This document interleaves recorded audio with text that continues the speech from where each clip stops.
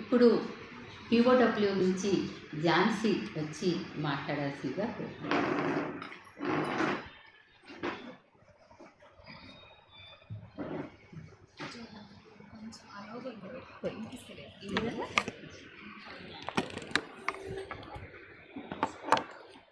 ముందుగా క్షమించాలి, నేను ఊళ్ళో లేకపోవడం వల్ల ఉదయం వచ్చి ఇక్కడికి రావడం అయింది.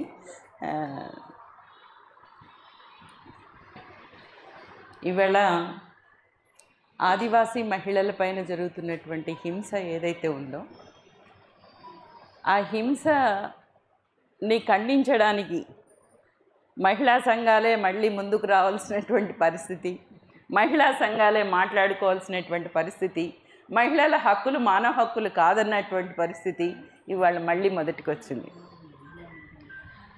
నిజంగా ఇవాళ దేశంలో ఉద్యమాలు ఎక్కడైనా జరుగుతున్నాయి, వాళ్ళ హక్కుల కోసం పోరాటాలు చేస్తున్నారు అంటే ఆదివాసీ ప్రాంతాల్లోనే ఎక్కువ జరుగుతున్నాయి.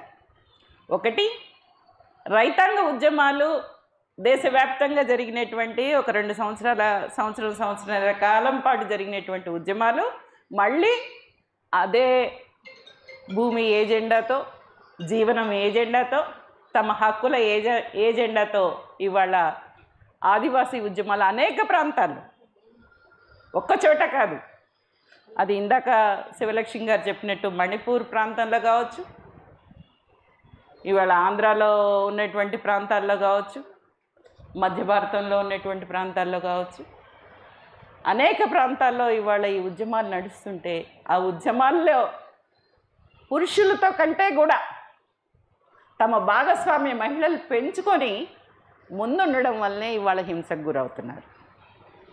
పెద్ద ఎత్తున హింసకు గురి కావడానికి కూడా కారణం ఏంటంటే మహిళలు ఈ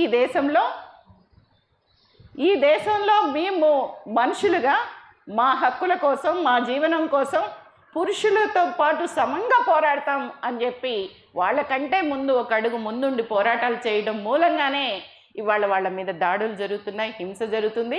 వీళ్ళని వెనక్కి తడితే ఎవరు రారు అనేటువంటి ఉద్దేశంతోనే ఇవాళ పసిపిల్లల తల్లిని, పాలు తాగే పిల్లల్ని అసలు ఎంత భయానకమైనటువంటి వాతావరణాన్ని సృష్టిస్తున్నారంటే ఇక జీవితంలో ఎప్పుడు అక్కడికి పోవద్దు మామూలుగా ఆలోచించేవాళ్ళే, కానీ జీవనమే లేనటువంటి వాళ్ళు అట్లా ఎప్పుడూ ఆలోచించలేరు. అదే జీవితమైనప్పుడు, ఆ జీవనమే లేకపోతే జీవితమే లేనప్పుడు వాళ్ళు పోరాటాలు చేస్తూనే ఉంటారు, ఆ పోరాటాలు కొనసాగుతూనే ఉంటాయి. ఆ పోరాటాల్లో తమ జీవితాంతం కూడా తమ జీవితాలను కూడా అర్పించేటువంటి పద్ధతిలో ముందుకు వస్తుంటారు అనేటువంటి వాస్తవాలని మన కళ్ళ ముందు మనం చూస్తూ ఉన్నాం.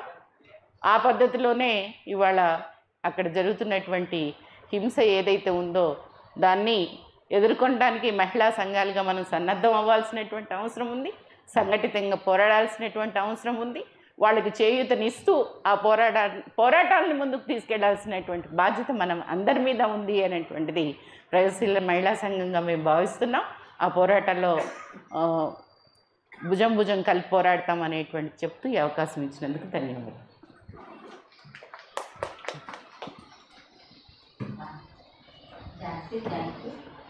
ఇప్పుడే వేరే వచ్చి కూడా సమావేశానికి ఆదివాసీ ప్రాంతాల్లో